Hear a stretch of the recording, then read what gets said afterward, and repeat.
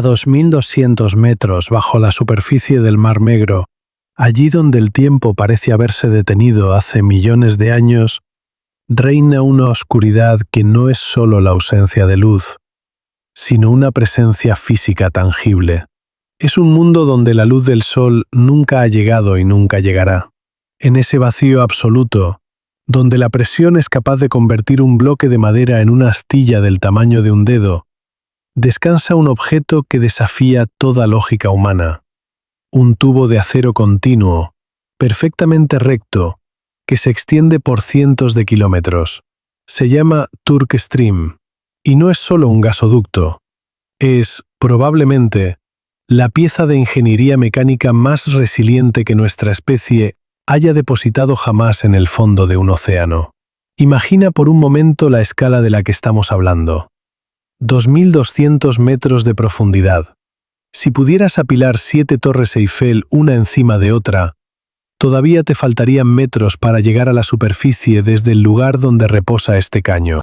Si pusieras el edificio más alto del mundo, el Burj Khalifa, necesitarías casi 3 de ellos alineados verticalmente para conectar ese fondo marino con el aire que respiras. Estamos hablando de un abismo que hasta hace muy pocas décadas era considerado técnicamente inaccesible para cualquier infraestructura permanente.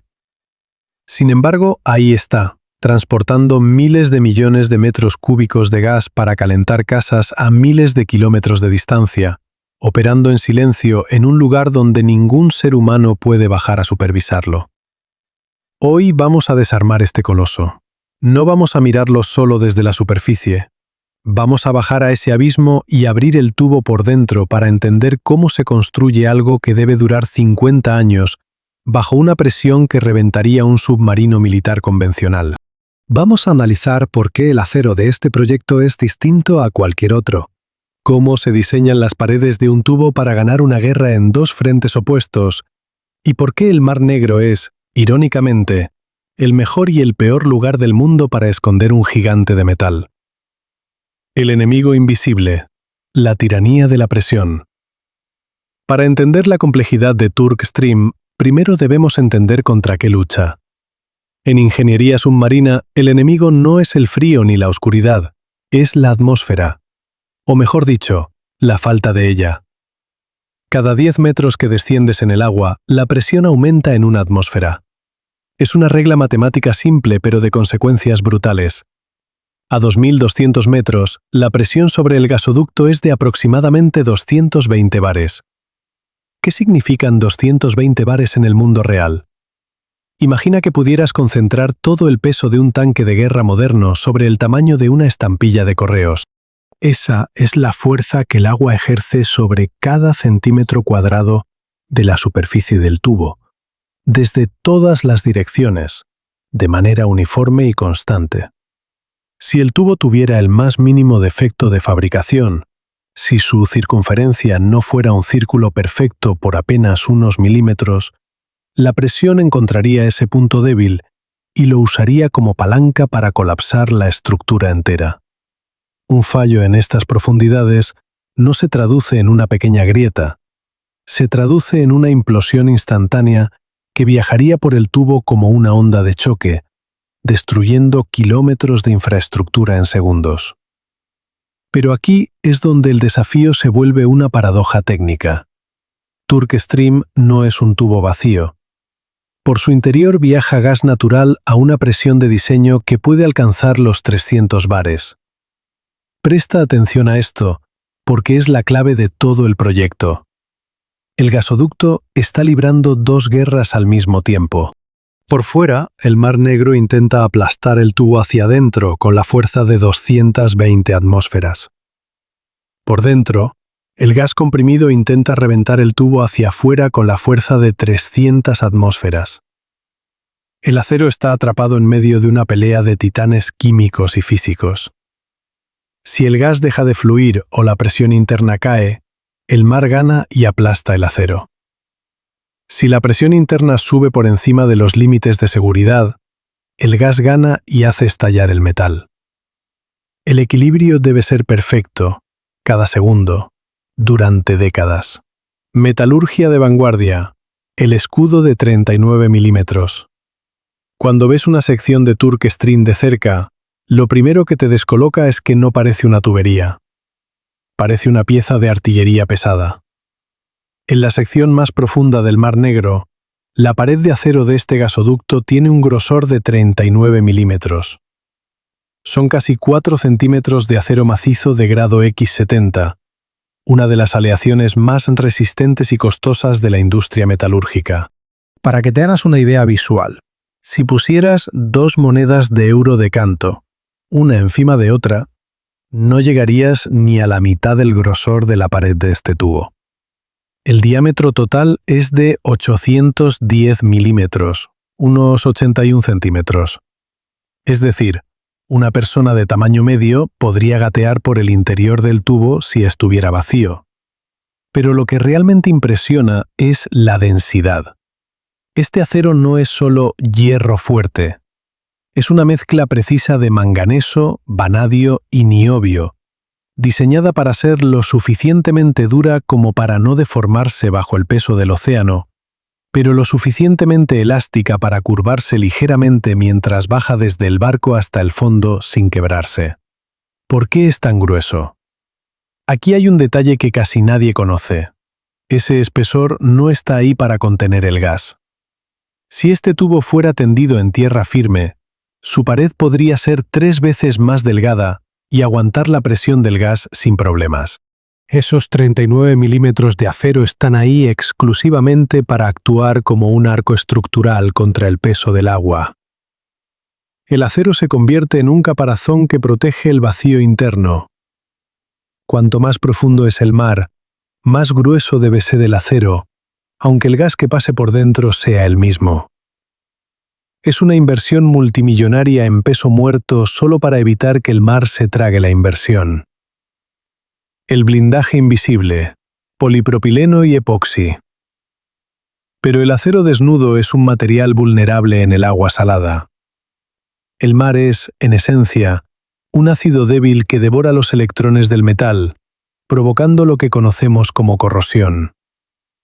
Y en un proyecto de 2.600 millones de euros, no puedes permitirte que el óxido debilite tu estructura. Por eso, el Turkestream viaja al fondo del mar con un traje de gala tecnológico. Por la parte exterior, el tubo está envuelto en un sistema de 3 capas de polipropileno de alta densidad. Es un plástico especial, casi indestructible, que sella el acero del contacto con el agua. No es una pintura, es una coraza de varios milímetros de espesor que se aplica en caliente y que garantiza que el metal permanezca seco en el fondo del abismo durante al menos 50 años. Pero lo más fascinante es lo que ocurre por dentro. Si pudieras meterte dentro del gasoducto y pasar la mano por la pared interna, notarías que es tan suave como el cristal de una ventana. Esto se debe a un recubrimiento de resina epoxi interna de apenas unos micrones de espesor. Su función no es proteger contra la presión, sino reducir el rozamiento. El gas natural, a nivel microscópico, es turbulento. Al deslizarse por una superficie tan perfectamente lisa, el gas fluye con menos resistencia, lo que permite que las estaciones de bombeo en tierra no tengan que trabajar tanto. Es una cuestión de eficiencia energética pura. Cuanto más liso es el tubo por dentro, más barato es transportar el gas a través del continente. El cementerio de oxígeno, la peculiaridad del Mar Negro. Hay un factor que hace que este proyecto sea único en el planeta, y tiene que ver con la química del agua del Mar Negro. Este mar es lo que los científicos llaman una cuenca anóxica. Debido a su conexión extremadamente estrecha con el Mediterráneo a través del Bósforo, las aguas profundas del Mar Negro no se mezclan con las aguas superficiales. Esto significa que, por debajo de los 150 metros, no hay oxígeno. Absolutamente nada. Es un desierto líquido. No hay peces, no hay plantas, no hay gusanos que corroan el metal. Es un ambiente de una quietud sepulcral. Esto, para un ingeniero, es una bendición y una maldición al mismo tiempo. Por un lado, la falta de oxígeno reduce drásticamente la velocidad de corrosión del acero, lo que ayuda a la longevidad del tubo. Por otro lado, la falta de vida significa que el fondo marino está cubierto de una capa de sedimentos finísimos y lodos milenarios que son extremadamente inestables. El Turk Stream no descansa sobre una roca sólida. Reposa sobre un lecho de fango primordial que no ha sido perturbado en miles de años. El diseño del tubo tuvo que calcular cuánto se hundiría en ese lodo para evitar que las tensiones del terreno lo doblaran. Además, el agua profunda está cargada de sulfuro de hidrógeno, un gas tóxico y corrosivo que obligó a los ingenieros a probar cada soldadura contra tipos específicos de ataques químicos que no existen en otros mares del mundo. La geometría del desastre preventivo. Antes de poner el primer metro de tubo, hubo que resolver un problema geométrico. Un tubo de acero de 4 centímetros de pared es rígido, pero cuando tienes 900 kilómetros de él, se comporta como un fideo largo y pesado. Si el fondo del mar tuviera una montaña o un valle y el tubo quedara suspendido en el aire submarino, su propio peso lo partiría por la mitad. Imagina un puente de acero que no tiene pilares y que mide 2 kilómetros de altura. Se colapsaría bajo su propia gravedad. Por eso, barcos de exploración equipados con sonares de barrido lateral y vehículos autónomos submarinos, AUVs, tuvieron que mapear el fondo del Mar Negro con una resolución de centímetros. Tenían que encontrar una pista de aterrizaje de 900 kilómetros que fuera lo suficientemente plana para que el tubo nunca quedara en tensión. Cada curva del trazado de Turk Stream está calculada para que el acero repose siempre sobre el fango, distribuyendo su peso de manera uniforme. Si el mapa fallaba por 1 metro, el gasoducto podría quedar en vilo, creando un punto de tensión que tarde o temprano terminaría en una ruptura catastrófica. Este es el escenario. Un abismo de presión aplastante, un entorno químico tóxico y sin oxígeno, y una tubería que es más un arma blindada que un conducto de gas. Pero esto es solo la parte estática. Lo que realmente desafía la imaginación es cómo se coloca eso ahí abajo. ¿Cómo unes 150.000 tubos de 12 metros de largo en medio del mar, mientras las olas golpean el barco, y los bajas a 2 kilómetros de profundidad sin que se rompan? Porque no puedes simplemente tirano. Hemos visto cómo es el tubo y contra qué monstruos físicos lucha en el fondo del Mar Negro. Pero ahora viene lo verdaderamente increíble. ¿Cómo llega ese tubo desde una acería en tierra hasta el lecho marino a 2.200 metros de profundidad? No puedes simplemente llevarlo en un carrete como si fuera un cable eléctrico. El acero de 4 centímetros de espesor no se dobla así. Para poner el Turk Stream en su sitio, la humanidad tuvo que enviar al mar a un gigante que parece sacado de una pesadilla de ingeniería de ciencia ficción. Se llama Pioneering Spirit, pertenece a la empresa All Seas, y no es un barco. Es una ciudad industrial itinerante que ostenta el título del barco más grande del mundo por arqueo bruto. Para que visualices el tamaño de esta bestia, el Pioneering Spirit tiene una eslora de 382 metros y una manga de 124 metros. Si lo pusieras de pie, sería más alto que el Empire State Building. Su cubierta es tan vasta que podrías meter 2 campos de fútbol profesionales y todavía te sobraría espacio para un helipuerto y varias grúas de gran tonelaje. Es un diseño de catamarán, con 2 cascos gigantes unidos, dejando un hueco en la proa que parece una mandíbula mecánica lista para devorar plataformas petrolíferas enteras. De hecho, este barco costó 2.600 millones de euros y tiene la fuerza bruta necesaria para levantar estructuras de 48.000 toneladas de un solo tirón. Pero hoy no está aquí para levantar nada, sino para tejer. El corazón de la bestia. La línea de montaje ininterrumpida. Dentro del Pioneering Spirit ocurre algo que desafía la logística convencional. El barco es, en realidad, una fábrica de gasoductos que nunca duerme. El proceso comienza con la llegada de los tubos individuales. Estos canutos, de acero de 12 metros de largo, llegan en barcos de suministro que viajan constantemente desde los puertos de carga. En una operación de precisión quirúrgica, Las grúas del Pioneering Spirit izan los tubos y los depositan en su cubierta, donde miles de ellos se apilan como troncos de leña metálicos. Pero un tubo de 12 metros no sirve de nada cuando tienes que cruzar un mar de 900 kilómetros. Aquí empieza la magia. En el vientre del barco hay una línea de producción automatizada. El primer paso es lo que llaman el doble manguito. 2 tubos de 12 metros se alinean con una precisión de micras y se sueldan para formar una sola sección de 24 metros. ¿Por qué hacen esto? Para acelerar el proceso.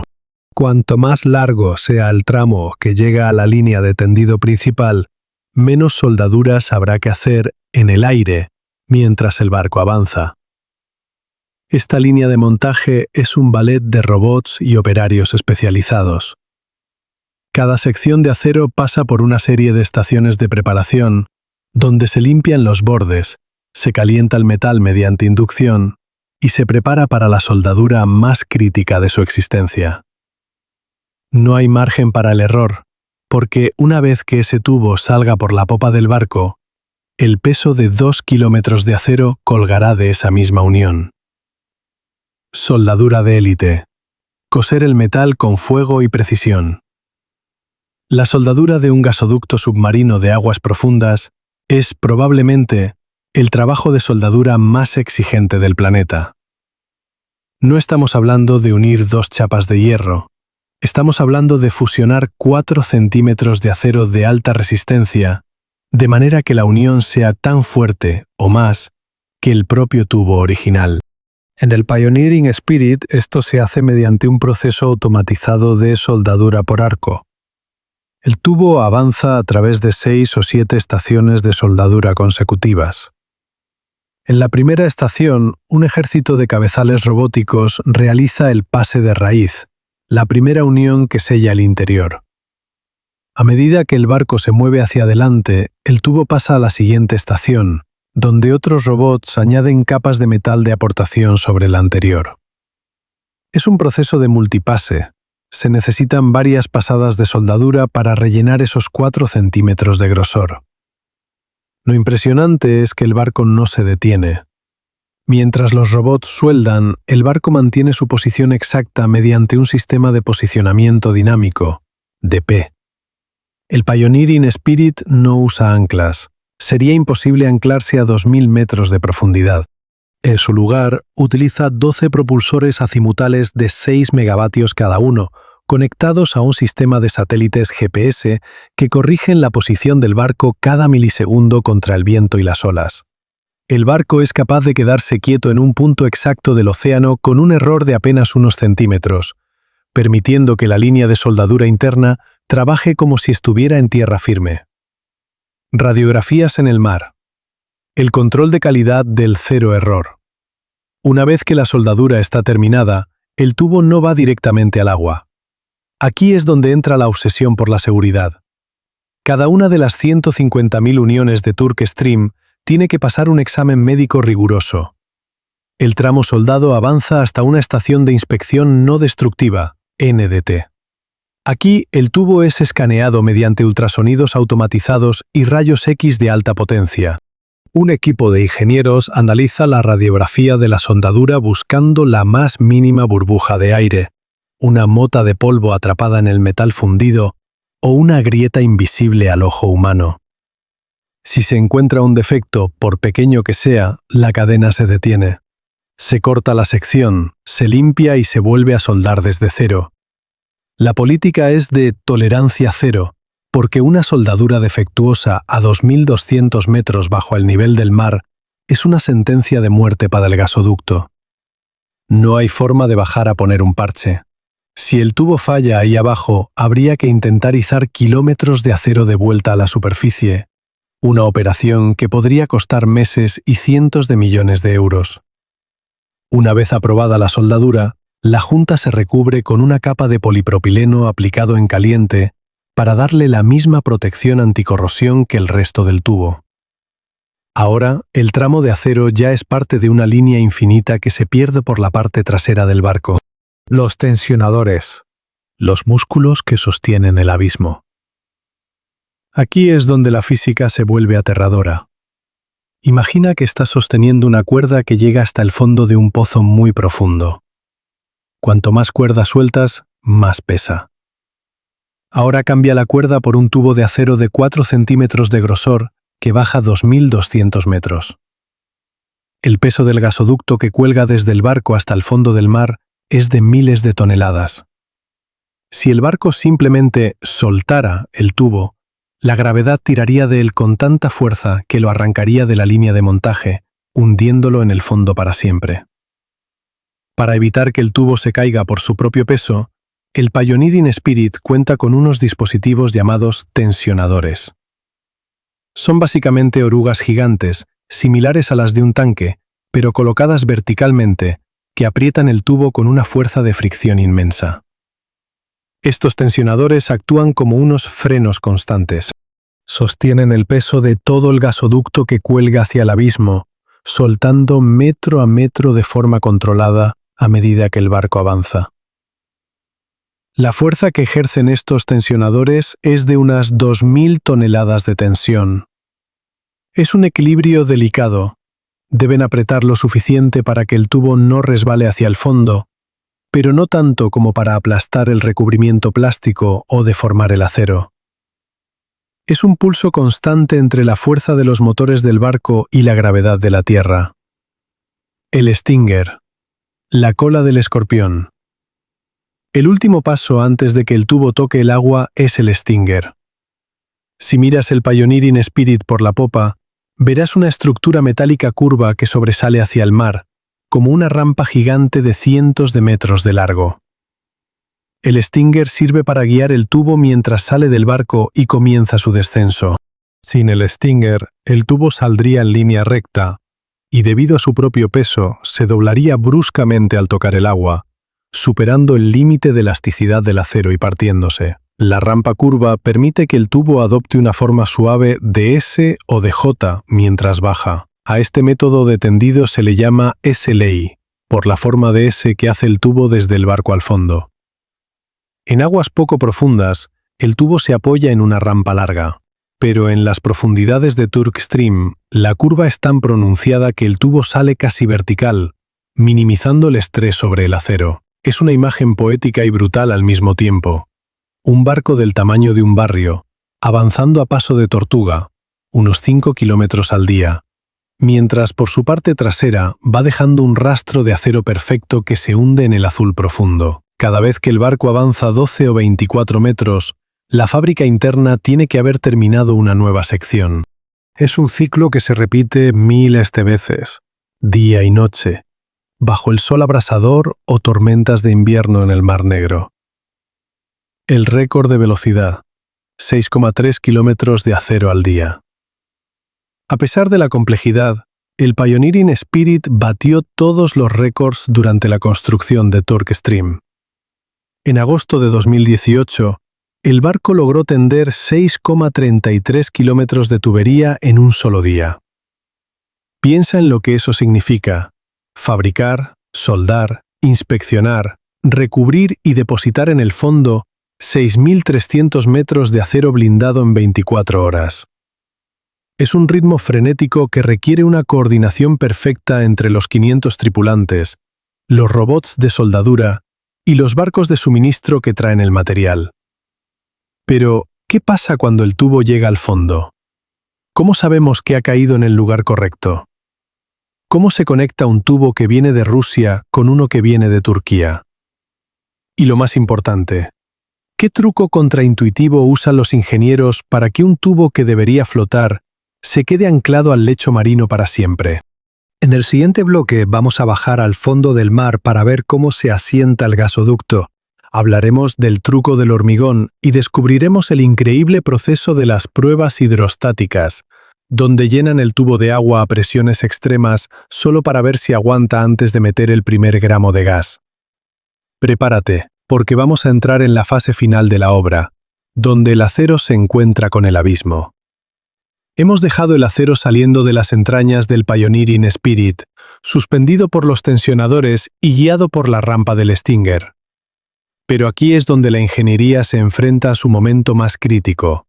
El viaje a través de los 2.200 metros de columna de agua. Colocar un tubo en el fondo del mar no es como dejar caer una cuerda, es más bien como intentar colocar un fideo de cristal gigante sobre una mesa sin que se quiebre por su propio peso. En este bloque vamos a desarmar la física de ese descenso y el truco maestro para que un tubo lleno de gas no salga flotando hacia la superficie. S-Ley versus J-Ley, la batalla de las formas. En el mundo de los gasoductos marinos existen dos formas principales de bajar el tubo al fondo, y la elección de una u otra depende enteramente de cuánta agua tengas debajo. El método más común que ya mencionamos es el S-Ley. Se llama así porque el tubo forma una curva en S alargada. Sale del barco casi horizontal, se curva hacia abajo al dejar la rampa, esta es la curva superior o overbend, y vuelve a curvarse al llegar al lecho marino para quedar plano, la curva inferior o sagbend. Este método es increíblemente rápido. El Pioneering Spirit puede trabajar así a una velocidad asombrosa porque tiene varias estaciones de soldadura horizontales operando al mismo tiempo. Sin embargo, el S-Ley tiene un límite físico. A 2.200 metros, la S sería tan larga y el peso del tubo que cuelga sería tan masivo que el acero en la parte superior se estiraría hasta romperse. Imagina intentar sostener un cable de acero de 2 kilómetros de largo desde un balcón. La tensión en tu mano sería insoportable. Para solucionar esto en las zonas más abismales, la ingeniería recurre al método J-Ley. Aquí, el tubo no sale horizontal, sino que el barco tiene una torre altísima que lo sostiene de forma casi vertical. El tubo baja recto hacia el fondo y solo hace una curva suave al final, dibujando una letra J. Esto reduce drásticamente la tensión en el acero, permitiendo bajar a profundidades que antes eran imposibles. Para Turkstream se usó una combinación de estas tecnologías, llevando al límite la capacidad de los barcos para que el tubo nunca sufriera un estrés metálico superior al 80% de su capacidad de rotura. El fenómeno del buckling, el colapso en cadena. Uno de los mayores temores de los ingenieros durante el descenso es lo que llaman el buckling o abolladura por flexión. Si por un error en el movimiento del barco o un fallo en los tensionadores, el tubo se dobla más de la cuenta, ocurre algo terrorífico. El acero se arruga. Debido a la presión masiva de los 200 bares de la que hablamos en el primer bloque, una vez que el tubo pierde su forma perfectamente circular en un punto, la presión del agua lo aplasta instantáneamente. Pero no se queda ahí. Esa abolladura puede propagarse como una cremallera a lo largo de kilómetros de tubería. La presión externa corre por el tubo aplastándolo todo a su paso. Para evitar este efecto dominó, los ingenieros instalan cada cierta distancia unos anillos de parada o buckle arrestors. Son secciones de tubo con una pared de acero aún más gruesa que actúan como un cortafuegos. Si el tubo colapsa, la abolladura se detiene al chocar con este anillo reforzado, salvando el resto del gasoducto. El truco del hormigón. ¿Por qué lastrar a un gigante? Aquí viene uno de los datos que más confunde a la gente. Si ves fotos de gasoductos en construcción, notarás que muchos tubos no se ven de color acero, sino que parecen estar hechos de piedra. Llevan una camisa de hormigón reforzado de varios centímetros de espesor. ¿Es para protegerlos de la presión? No. ¿Es para que no se oxiden? Tampoco. Está ahí por una razón puramente física, la flotabilidad. Un tubo de acero de 81 centímetros de diámetro lleno de gas es, técnicamente, un flotador. El volumen de agua que desplaza pesa más que el propio acero y el gas que lleva dentro juntos. Esto significa que el tubo, por naturaleza, quiere subir a la superficie. En aguas poco profundas, esto es un desastre. Las corrientes marinas, el oleaje de las tormentas o incluso el paso de barcos grandes podrían mover un tubo ligero, arrastrándolo por el fondo y rompiéndolo. La solución es añadirle peso muerto. Se recubre el tubo con una capa de hormigón de alta densidad para que su peso específico sea mayor que el del agua. Con esto, el gasoducto se queda clavado en el fondo por pura gravedad, convirtiéndose en una estructura inamovible. Sin embargo, en la sección ultraprofunda de Turk Stream, a 2.200 metros, ocurrió algo curioso. No usaron hormigón. ¿Por qué? Porque a esa profundidad no hay corrientes ni oleaje que puedan mover el tubo. Además, el acero necesario para aguantar la presión abismal es tan grueso, 39 milímetros, y tan pesado que el propio peso del metal es suficiente para mantenerlo en el fondo. Ahorrarse el hormigón en la zona profunda fue vital, porque añadirle más peso a un tubo que ya pesa toneladas y que cuelga de un barco a 2 kilómetros de altura habría hecho que la instalación fuera físicamente imposible para cualquier barco. Los ojos del abismo, ROVs en acción. A 2.200 metros de profundidad, la visibilidad es cero. Ningún ser humano puede bajar a ver si el tubo ha aterrizado donde debía. Aquí es donde entran los ROVs, Remote Operated Vehicles, submarinos robóticos del tamaño de un coche pequeño, equipados con cámaras de alta definición, luces potentes y brazos mecánicos. Mientras el Pioneering Spirit suelta el tubo, estos robots patrullan el lecho marino. Son los ojos de los ingenieros. Utilizan sonares para ver a través del lodo y guían al barco para que el tubo aterrice exactamente en la trayectoria planificada. Estos robots también se encargan de revisar que el tubo no haya sufrido daños en el recubrimiento durante el viaje. Y lo más importante, verifican que no haya quedado suspendido sobre algún obstáculo. Si el ROV detecta que el tubo está en el aire sobre un valle submarino, el barco debe ajustar su posición para depositar más tubo o cambiar ligeramente el rumbo. La prueba de fuego, el test hidrostático. Una vez que el tubo está en el fondo, antes de que el primer metro cúbico de gas natural empiece a fluir hacia Turquía, hay que comprobar si todo el trabajo ha funcionado. No puedes simplemente abrir la llave del gas y esperar que no haya fugas. La prueba final se llama prueba hidrostática. Consiste en llenar los 930 kilómetros de tubería con agua de mar tratada químicamente y bombearla hasta alcanzar una presión muy superior a la que tendrá cuando transporte gas.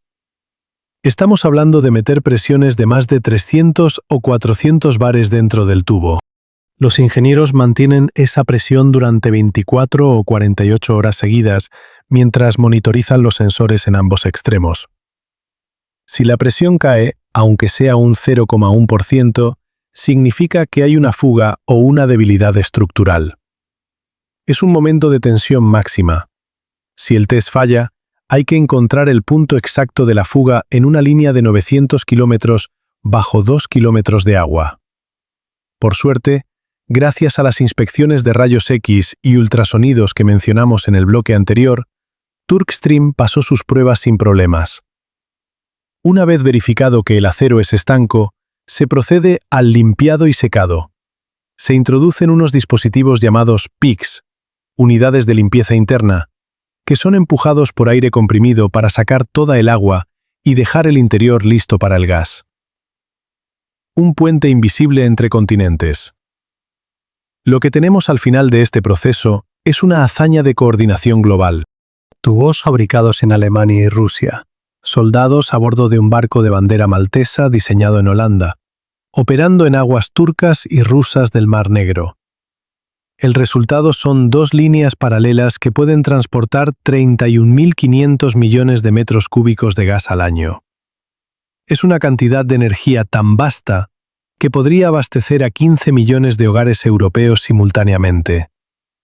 Pero este gigante no es eterno, y su mantenimiento plantea desafíos que parecen sacados de una misión espacial. ¿Cómo se limpia un tubo que está a 2 kilómetros bajo el agua? ¿Cómo se protege de los terremotos submarinos? Y lo más inquietante de todo, ¿qué pasaría si algo, como un ancla de un barco o un movimiento de tierras, lograra romper este coloso?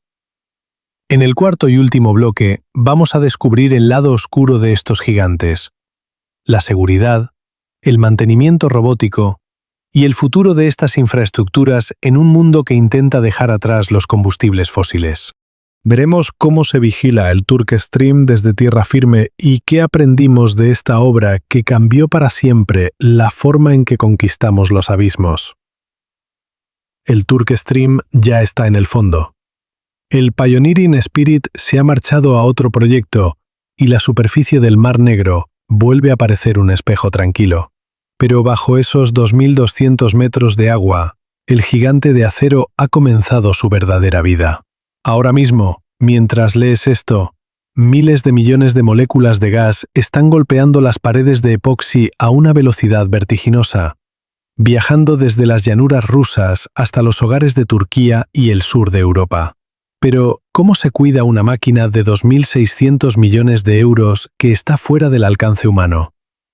¿Cómo se asegura que un tubo de 930 kilómetros no tenga una fuga en el lugar más inaccesible del planeta? En este bloque final, vamos a descubrir la tecnología de ciencia ficción que mantiene vivo al Turk Stream y qué pasará con este coloso cuando el gas deje de fluir. Los cerdos inteligentes. Robótica interna. Lo más fascinante de un gasoducto como el Turk Stream es que su mantenimiento no se hace desde fuera, sino desde dentro. Como es imposible enviar buzos al abismo, los ingenieros utilizan unos robots llamados PIGs, Pipeline Inspection Gauges.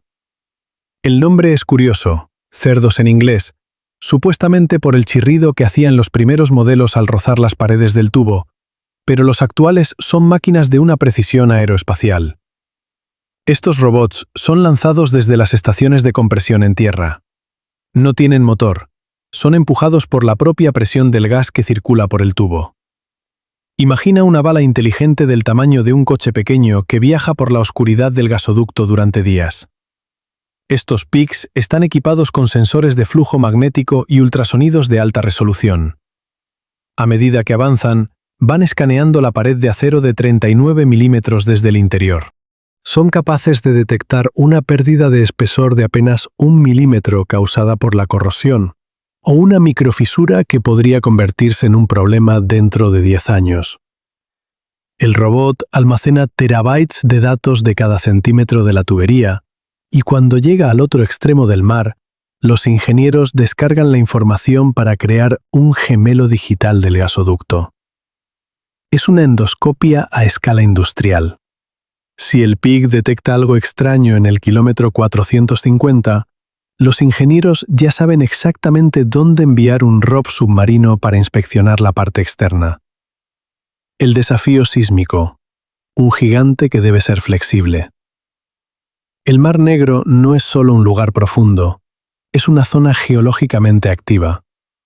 Bajo el lecho marino existen fallas que pueden provocar terremotos o desplazamientos de lodo.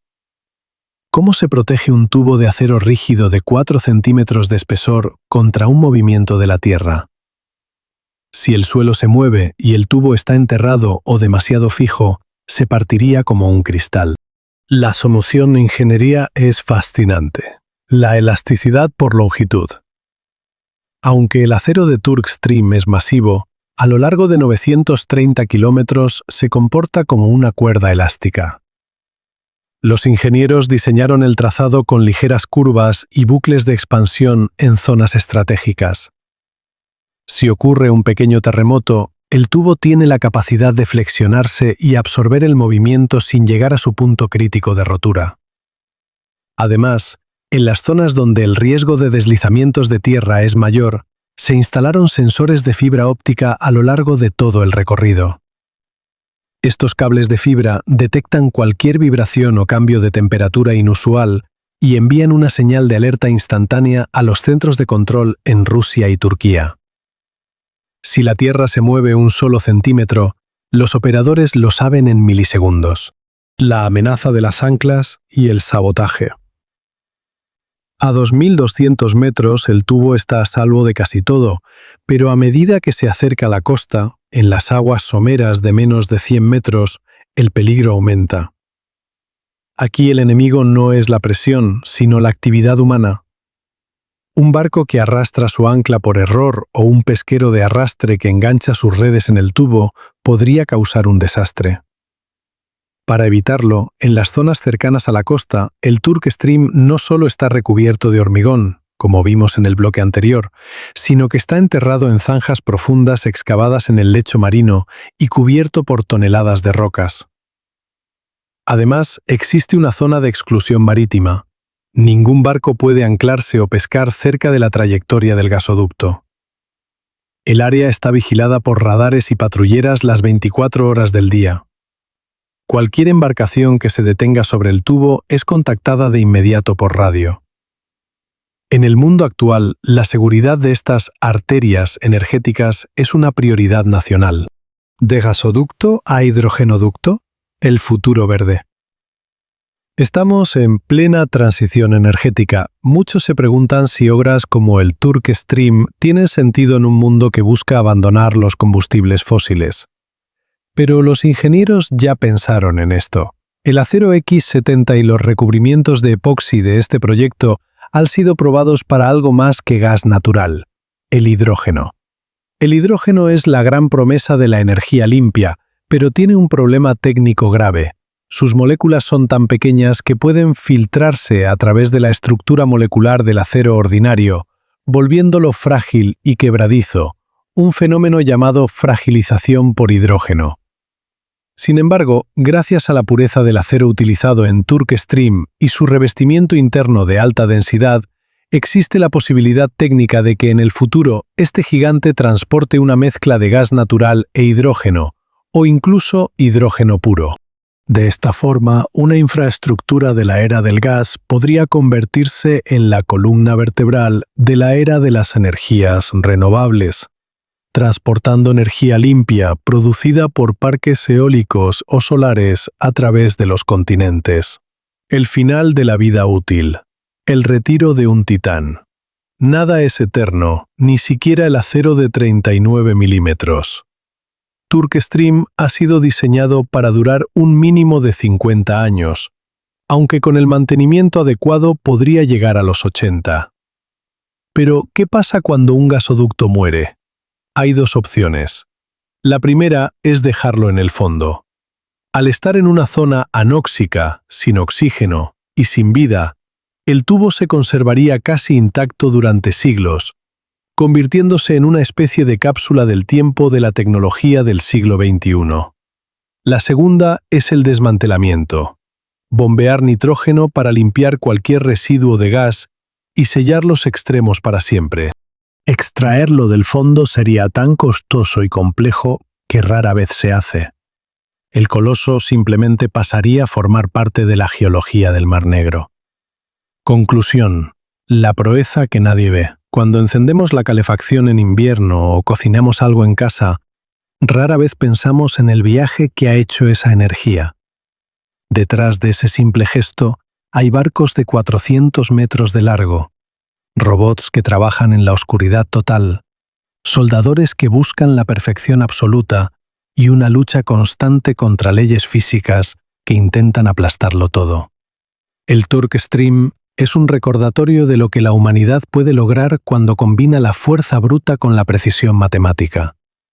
Es una obra que no se puede ver desde lejos, que no tiene la estética de un rascacielos ni la fama de un puente colgante, pero que requiere una audacia técnica mucho mayor. Es acero, hormigón y genio humano descansando a 2.200 metros bajo el nivel del mar, en un abismo silencioso, cumpliendo su función kilómetro tras kilómetro.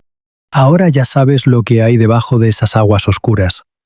No es solo un tubo de gas, es una de las mayores victorias de nuestra especie sobre el entorno más hostil de nuestro planeta. Ya no es un misterio guardado por la presión y la oscuridad. Hemos abierto al gigante por dentro y hemos visto sus costuras, su armadura y su corazón tecnológico. Si te apasionan estos colosos que sostienen nuestro mundo moderno y quieres que sigamos destripando las obras imposibles de la ingeniería, no olvides darle me gusta y suscribirte. Cada semana traemos un nuevo gigante a la mesa de operaciones para entender cómo funciona, por qué no se cae y qué secreto se esconde bajo su superficie.